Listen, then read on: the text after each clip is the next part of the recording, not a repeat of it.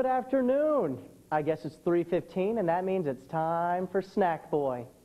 Hi, welcome to Snackboy. I'm your host, Terry, and as always, we're filming from beautiful Laurel, Maryland in the Snackboy studio.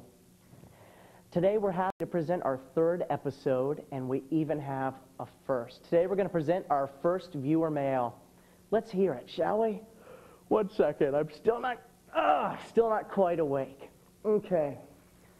Our first viewer mail comes from Caroline from AOL, and she writes, Dear Terry, do you feel that a lot of cool people turn into bloated, self-important jerks once they become celebrities?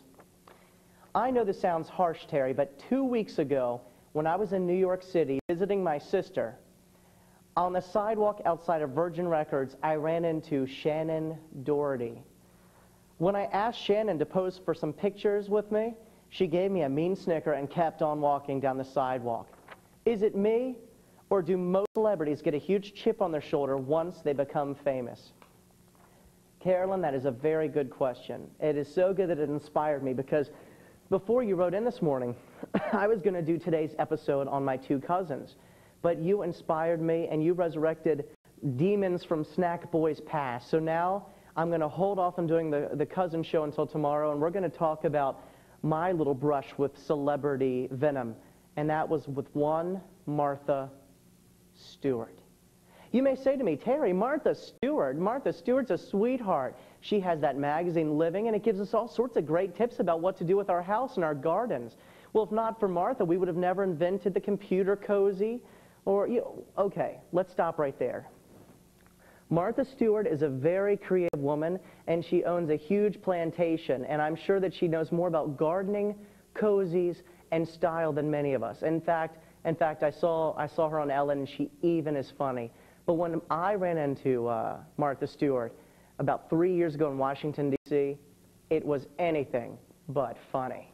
Let me paint the picture.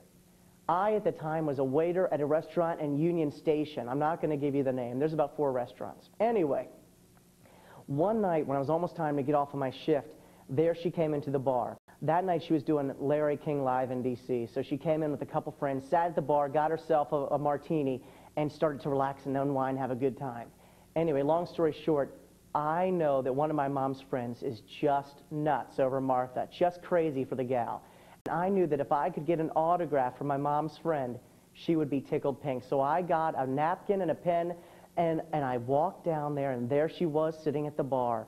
There she was looking so sweet in a nice blouse and a little skirt, just as tiny as could be. Maybe, 5'4", just as cute as could be, little dyed hair, looking like someone's nice grandmother.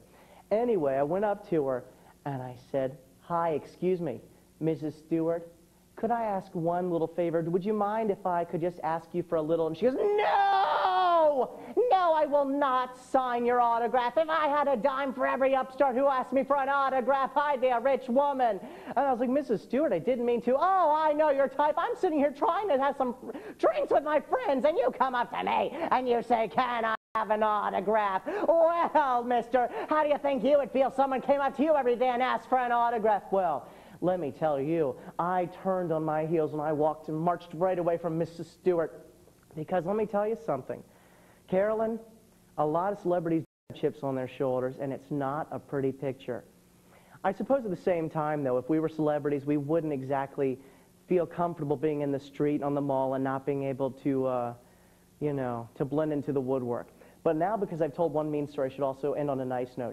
I ran into, what's her name from Friends, the one with the hair? Rachel, Jennifer Aniston, and she was just a sweetheart. Not only did she sign Snackboy an autograph, but she even gave it a little kiss and was very, very friendly. So the moral of the story is, well, there is no moral. Tomorrow, just to give you a little teaser, we're going to be talking about Snackboy's cousins. But first, talking about cousins, I forgot something. We got a news story from Grandma. That's right, Grandma. If you watched the first episode, you'll remember that my grandmother is going through a state of dementia and living in our house. Well, recently on the kitchen counter, we had a tape dispenser. And this has been since the last show. And she came into the kitchen, and she's like, honey, I ate my food again today. I was a good girl. And then she looked at the tape dispenser, and she goes, honey, whose shoe is that? And I looked at her and I said, Grandma, does that really look like a shoe to you? Oh, yes. Whose shoe is that? And what's it doing on the kitchen counter?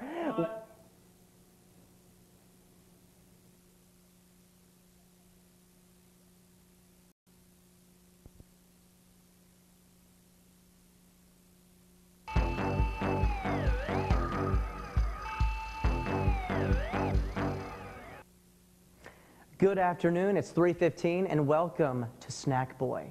I'm your host Terry and we're coming at you